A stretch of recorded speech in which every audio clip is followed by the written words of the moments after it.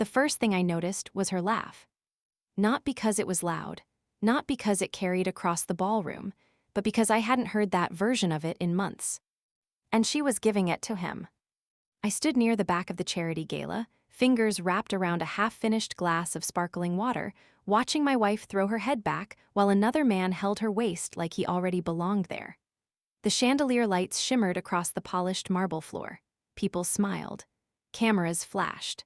Somewhere in the distance, a jazz band played soft music no one was really listening to. But all I could hear was that laugh. Emma used to laugh like that with me. Before the late nights. Before the distance. Before every conversation between us started sounding like an obligation instead of love. I should have walked over immediately. Maybe any normal husband would have, but something about the way she looked at him stopped me cold. It wasn't flirting. It was worse. It was familiarity. As if she forgot I existed. The man dancing with her was Adrian Keller. 42, wealthy investor, charming enough to make strangers trust him within 30 seconds. He had recently become one of the largest donors to the hospital foundation Emma worked for. And apparently, he'd become comfortable enough to place his hand against the small of my wife's back, while she smiled at him like the rest of the room had disappeared. My best friend Marcus appeared beside me carrying 2 drinks. "You look like you're planning a murder," he muttered. I forced a smile, that obvious. Marcus glanced toward the dance floor and immediately understood. Oh. That single word carried everything. Sympathy. Discomfort. And the quiet realization that maybe I wasn't imagining things anymore. "I'm probably overthinking it," I said, even though my chest felt tight. Marcus didn't answer right away. That worried me more than anything. "Have you talked to her?" he finally asked. "When?" "About whatever this is." I looked back toward Emma. Adrian leaned closer to say something in her ear. She smiled instantly. Not polite smiling. Not networking smiling. Real smiling. I swallowed hard. Every time I try talking lately, she says I'm exhausted, stressed, paranoid, or working too much. Marcus sighed quietly. "You have been working nonstop." "I know. And she's been lonely." That hit harder than I expected. Because it was true. I owned a construction company that had nearly collapsed 2 years earlier after a lawsuit drained almost everything I built. I spent every waking hour trying to save it. 70-hour weeks became normal. Some nights I came home after midnight too tired to even speak. Emma used to wait up for me. Then she stopped. At first I told myself marriage had seasons, hard periods, temporary distance. We survive it, we always did. But somewhere along the line, temporary became normal. And now another man was dancing with my wife, while I stood alone at the edge of a crowded room. The song ended. People clapped politely. Emma finally looked up and saw me. For half a second, something flashed across her face. Guilt. Then it vanished. She walked toward me confidently, Adrian beside her. "Daniel," she said smoothly, "there you are." "There you are." Not "I've been looking for you." Not "come dance with me." Just "there you are." Adrian extended his hand immediately. "Daniel Mercer, finally get to meet you properly." I shook it once, firm, controlled. "Adrian." "I've heard a lot about your company," he said. "That makes one of us." Emma shot me a warning glance. Subtle. Sharp. The kind spouses develop after years together. Adrian laughed awkwardly, trying to smooth over the tension. "Emma talks highly of you." I looked directly at her. "Does she?" Her expression hardened for a fraction of a second. "Daniel," she said under her breath. Marcus suddenly stepped forward like a firefighter entering a burning building. "Adrian, right? Marcus Reed." Adrian turned gratefully toward him, immediately distracted. Emma folded her arms. "What was that?" "What was what?" "That attitude." I stared at her in disbelief. "You're serious?" "We were dancing at a charity event, not committing a crime." "You looked pretty comfortable." "And you looked angry the second you walked in." "I've been here 40 minutes. That caught her off guard. "You were watching me." I let out a short laugh. Hard not to. Her jaw tightened. For a moment, neither of us spoke. The room buzzed around us with meaningless conversations, while years of marriage stood silently between us. Finally, she exhaled sharply. You know what? I'm not doing this here. She turned and walked away before I could answer. I watched her disappear into the crowd. And for the first time in 11 years together, I felt something terrifying settle into my chest. Not anger. Not jealousy. Loss. Marcus slowly returned after Adrian wandered toward another group. That went well, he muttered carefully. I rubbed my face. I don't even recognize us anymore. Marcus studied me quietly. Do you want the truth? Probably not. You're both drowning. I leaned against the wall. And the worst part, Marcus continued, neither of you seems willing to admit it. The drive home was silent. Emma stared out the passenger window while city lights blurred across the glass. I kept both hands locked on the steering wheel tighter than necessary. Normally, one of us would have broken the tension by now. Not tonight. When we finally pulled into the driveway of our house in Westbrook Hills, Emma immediately unbuckled her seatbelt. You embarrassed me tonight. I almost laughed from disbelief. I embarrassed you. Yes. You danced with another man all night. It was one dance. One dance too many. She turned toward me sharply. Do you know what's exhausting, Daniel? I looked at her, feeling invisible in my own marriage. The words landed like a punch. I work myself to death for us. And I appreciate that, she snapped. But I don't even remember the last time you looked at me without checking your phone 2 seconds later. That's not fair. It's true. I opened my mouth to argue, but nothing came out. Because somewhere deep down, I knew she wasn't entirely wrong. Emma's eyes softened briefly, but only briefly. I'm tired, she whispered. Then she got out of the car.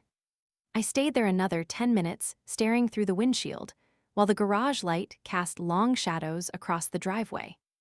Somehow we'd gone from best friends to opponents without noticing the exact moment it happened. And I didn't know how to fix it. The next few weeks became unbearable. Not because of screaming fights.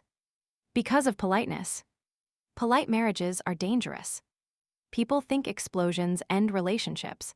Sometimes silence does it first. Emma and I moved around each other carefully like strangers sharing temporary space. She left for work early. I came home late. Conversations became logistical. Did you pay the electricity bill? What time is your meeting? Your mother called. No warmth. No affection. No us. And Adrian's name kept appearing. At first casually. Then constantly. The foundation loved Adrian's proposal. Adrian donated another wing. Adrian thinks the fundraiser could expand nationally. Every mention chipped away at me. One night, I finally asked the question I'd been avoiding. Are you having an affair? Emma froze in the kitchen. Not dramatic. Not guilty. Just stunned. Then hurt. No. The answer came instantly. Too instantly. I searched her face desperately for cracks, lies, hesitation. I would never do that to you. Then why does it feel like you already left? Her eyes glistened for the first time in months. Because I've been screaming for your attention for over a year, Daniel. That silenced me. She stepped closer slowly. I missed you long before Adrian existed. I looked away. And somehow that hurt worse than if she'd confessed to cheating. Because maybe I had abandoned her first. 2 days later, everything shattered. I was in the middle of reviewing contracts at the office when my younger project manager, Tyler, rushed into my office looking pale. You okay? I asked. He hesitated. I wasn't sure if I should say anything. My stomach tightened instantly. Say what? Tyler swallowed hard. I had lunch downtown earlier. Something cold crept into my chest. And I saw Emma. I stared at him silently. She was with Adrian. My jaw clenched immediately. At lunch.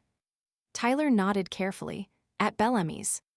That was one of the most expensive restaurants in the city. Maybe it was business. That's what I thought too. The hesitation in his voice made my pulse spike. But they were holding hands. The room went completely still. For several seconds, I couldn't even hear my own breathing. You sure? Tyler looked miserable. Yeah. Every instinct inside me screamed to defend her. To rationalize. To explain. To deny. But the image hit too hard. Emma smiling at Adrian. Emma laughing at Adrian. Emma dancing with Adrian. Emma holding Adrian's hand. I stood so abruptly, my chair rolled backward into the wall. Daniel. I need air. I walked out before he could stop me. Outside, cold wind slammed into my face as I paced across the parking lot, trying not to lose control. Maybe there was an explanation. Maybe there was. But one horrifying realization kept replaying in my mind. I wasn't even surprised anymore. That night, I got home earlier than usual. Emma was sitting on the couch reading. For a second, seeing her there felt painfully normal. Like every version of our old life still existed somewhere underneath the damage. Then I remembered Bellamy, S. You had lunch with Adrian.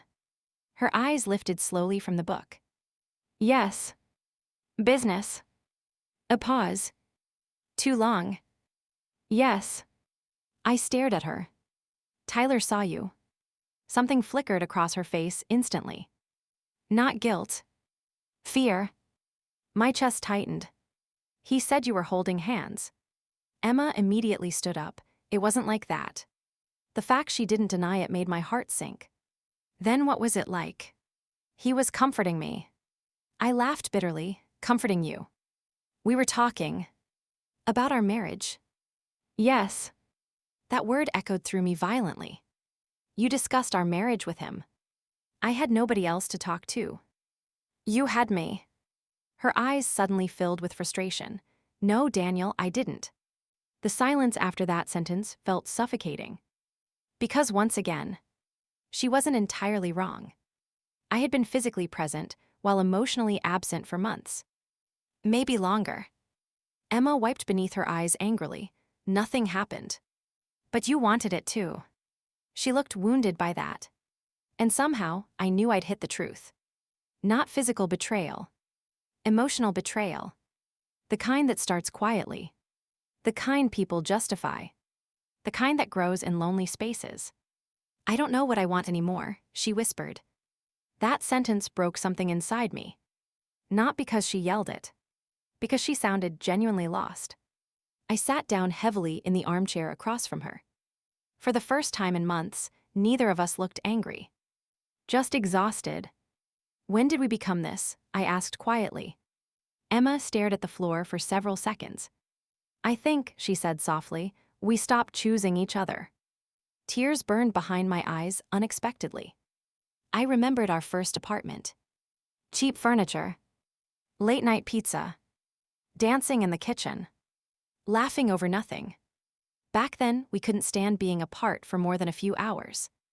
Now sitting in the same room felt unfamiliar. Emma sat down slowly across from me. I never planned for this. I know. I didn't wake up one day wanting someone else. I nodded silently. But Adrian listened. There it was. The truth. Simple. Brutal. Human. And somehow that honesty hurt worse than lies. I looked at the woman I'd loved for over a decade and realized something terrifying. She wasn't evil. She was lonely. And maybe I had helped create the distance another man walked into. But that didn't make the betrayal hurt less. Do you love him? I asked quietly. Emma's eyes widened instantly. No. The answer came fast. Certain. But then her voice cracked. I don't know what I feel anymore. I closed my eyes briefly. Because sometimes confusion hurts more than certainty. At least certainty gives you direction. Confusion leaves you bleeding while standing still. That night neither of us slept.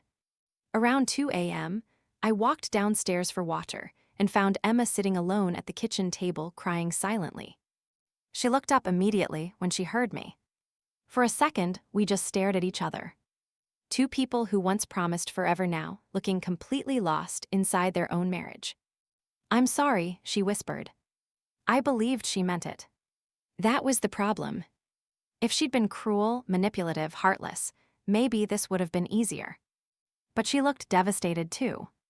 And that made everything infinitely more painful. I sat across from her slowly. "You know what kills me?" I asked. She wiped her eyes carefully. "What?" "I would have done anything for you." "You still would." The heartbreaking part. She was probably right. That realization terrified me more than losing her. Because loving someone deeply doesn't always mean they'll protect your heart carefully. Sometimes they drop it accidentally while trying to survive their own pain. Emma stared down at the table. "I think we need space." Every muscle in my body tensed. Space. The most dangerous word in marriage. Because sometimes space heals people. And sometimes it teaches them how to live without each other. I swallowed hard. "You mean separation?" "I don't know. But you're thinking about it." Tears slid down her face silently. "I can't keep pretending we're okay." Neither could I. But hearing it out loud made it real. Outside, rain began tapping softly against the windows. And somewhere deep inside me, a terrible feeling started growing. Not that I was losing my wife. But that maybe I already had. The guest room light stayed on until sunrise. I knew because I never fell asleep. Every few minutes, I would stare across the dark hallway toward the faint strip of light under the door Emma had closed behind her. 11 years together, and somehow we had reached the point where a wooden door between us felt wider than an ocean. At 6:12 a.m., I heard movement. Closet doors. Soft footsteps. The bathroom sink. Normal sounds. But nothing about them felt normal anymore. I stayed in bed, pretending to sleep, when Emma finally walked past the bedroom doorway, dressed for work. Her heels clicked quietly against the hardwood floor downstairs. Then silence. Then the front door closing. I waited another minute before sitting up slowly. The empty side of our bed looked untouched. Cold. That hit me harder than I expected. For years, I used to complain about how she stole blankets or moved too much at night. Now, I would have given anything to hear those tiny annoyances again. My phone buzzed on the nightstand. "Marcus. You alive?" I stared at the message for a long moment before typing back. "Barely." 3 dots appeared immediately. "Coffee, my office, 8 a.m. I almost ignored him. Instead, I showered, got dressed, and drove through gray morning rain feeling like someone had hollowed out my chest overnight. Marcus owned a small architecture firm downtown. We'd known each other since college, back when our biggest concerns involved rent money and passing finals instead of broken marriages. He looked at me once when I entered his office and winced. "Damn. That bad? You look like you lost a fight with a truck." "Feels accurate." He handed me coffee without another word. For several minutes, neither of us spoke. Finally, Marcus leaned back in his chair carefully. "Tell me." So I did. Everything. Bellamy's. The hand holding. The crying. The guest room. The word space. Marcus listened quietly the entire time. When I finished, he exhaled slowly. "Do you think she's in love with him?" I rubbed my face tiredly. "I honestly don't know anymore." "That's not what I asked." I looked down at my coffee. "No," I admitted quietly. "I think she's in love with who she became around him." Marcus nodded slightly. "That makes sense. Doesn't make it hurt less." "No."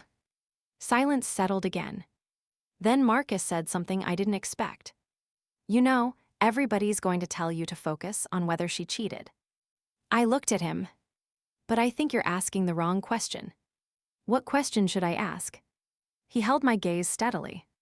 Why did she feel emotionally safer with another man than with her husband? The words stung because they carried truth. Not complete truth. Not all the blame. But enough truth to hurt. "I was trying to save our future," I muttered. "I know. I work nonstop for us." "I know that too." Marcus leaned forward. But somewhere along the way, Emma stopped feeling chosen. I looked away toward the rain-covered windows. Do you think this is my fault? No, Marcus said immediately. Marriage problems are almost never one person's fault. Then why does it feel like I'm the only one losing? Marcus didn't answer right away. Because maybe there wasn't an answer. By noon, I still couldn't focus on work. Numbers blurred together. Emails piled up unanswered. Every thought circled back to Emma. At 1:47 p.m., my phone buzzed again. Emma. My chest tightened instantly. We need to talk tonight. No heart. No emoji. No warmth. Just that sentence. I stared at it for nearly 30 seconds before replying. Okay. The rest of the day moved painfully slow. By the time I pulled into our driveway that evening, my stomach felt twisted into knots. Emma's car was already there. Lights glowed through the windows. Home. The word suddenly felt fragile. I walked inside quietly. Emma stood in the kitchen, holding 2 glasses of wine. That alone told me this conversation was serious. She handed me one silently. I didn't drink it. Neither did she. Finally, she took a breath. I met with a therapist today. That surprised me. Alone? Yes. I nodded slowly.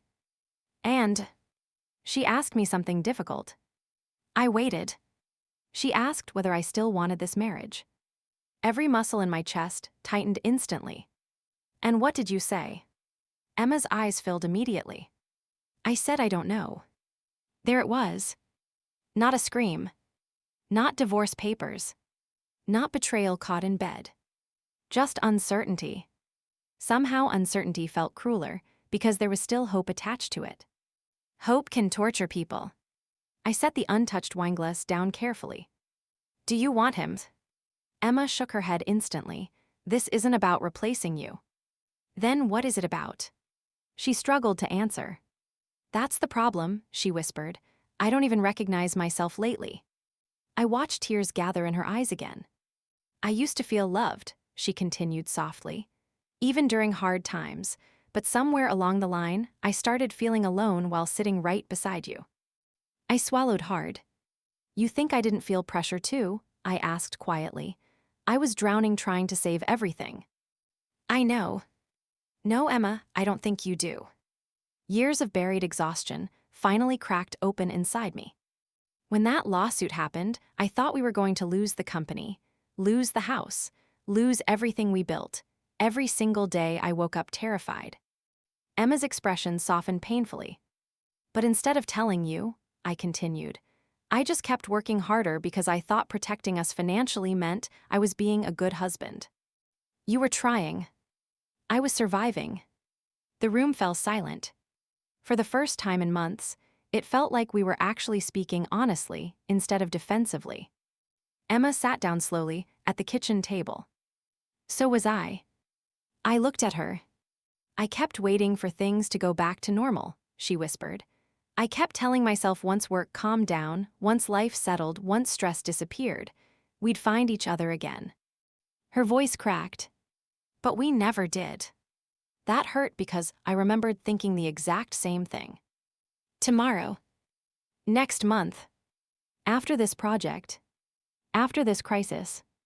Love delayed too long starts starving quietly. Emma wiped beneath her eyes. And then Adrian showed up.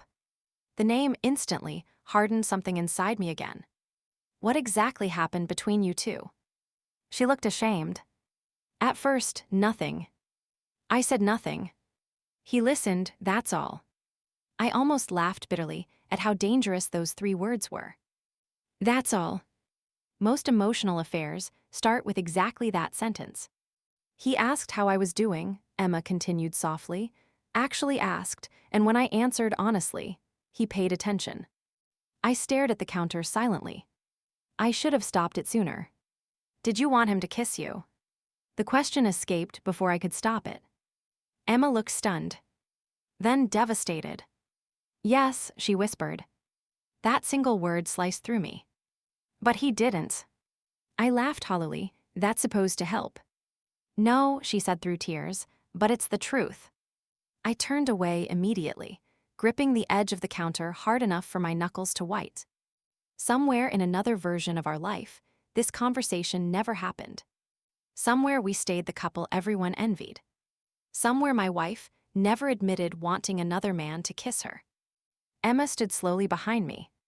I hate myself for hurting you. I closed my eyes. The worst part, I believed that too.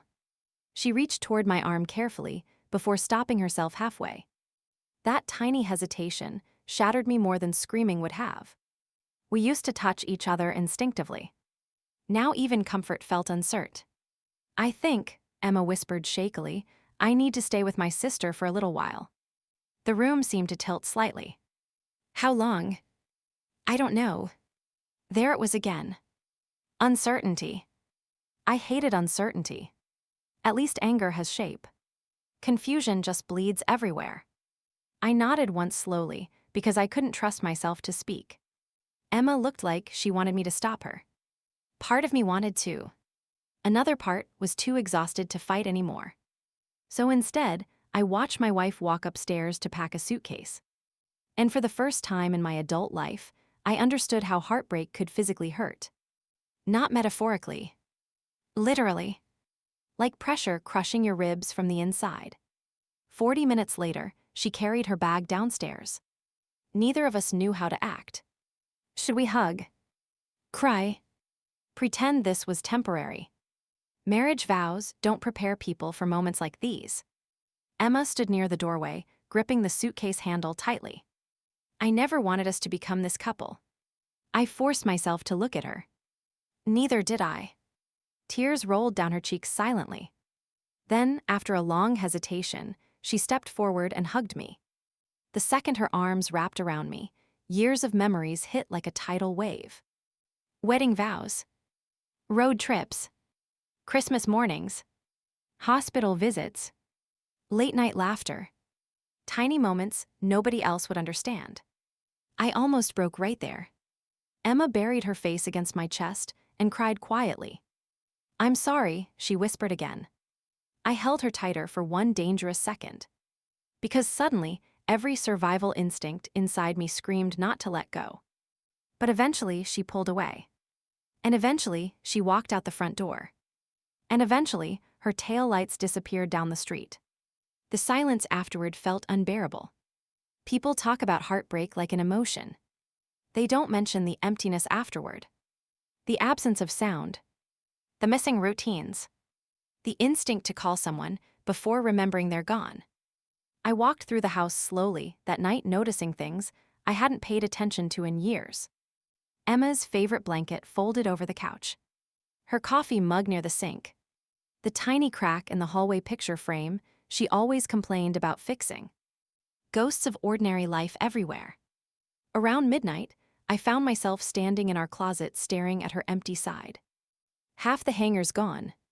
Enough missing to make reality unavoidable. I sat on the floor without meaning to. And finally cried. Not loud dramatic crying.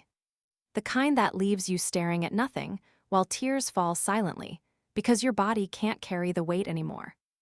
My phone buzzed around 1 a.m. Marcus, how are you holding up? I stared at the message before replying honestly. She left. 3 dots appeared immediately. I'm coming over. You don't have to. Too late. 20 minutes later, Marcus walked into my kitchen carrying takeout and zero pity in his expression. Good. Pity would have destroyed me. He set food down and looked around carefully. She really moved out. For now. Marcus nodded slowly. Then he said something unexpected. You still love her. It wasn't a question. Yes. Even now. I laughed bitterly. That's the problem. Marcus studied me quietly for a moment. You know what scares me? What? You're acting like this marriage is already dead. I frowned slightly. She left Marcus. Temporarily. She admitted wanting another man. She admitted feeling lost. I rubbed my temples, exhausted. What difference does it make? It makes all the difference. Marcus leaned forward seriously. Look, if she wanted out completely, she could have lied to you. Hidden things, secretly cheated, emotionally checked out entirely. I looked at him skeptically. She's confused, he continued. And yeah, she crossed lines emotionally, but confusion isn't the same thing as absence of love. I wanted to believe him. God, I wanted to. But pain has a way of making hope feel dangerous. What if she realizes she's happier without me? I asked quietly. Marcus looked at me carefully before answering. Then at least you'll know the truth. Truth? Another thing people romanticize until it destroys them. The next week became a blur of emptiness. Emma stayed at her sister Claire's house across town. We texted occasionally. Mostly logistical things. The dog. Mail. Bills. Nothing emotional. That almost hurt more. I kept expecting anger. Drama. Something explosive. Instead, there was distance. Polite distance.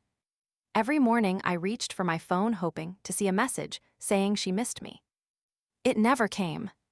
At work, Tyler stopped asking questions after noticing the permanent exhaustion on my face. Marcus checked in daily. My mother called twice, pretending not to know something was wrong. Apparently, heartbreak becomes visible even when nobody explains it. Then Friday night happened. And everything got worse. I had just gotten home when my phone buzzed with a text from an unknown number. No message. Just a photo. The second I opened it, my stomach dropped violently. Emma, standing outside a downtown restaurant. With Adrian.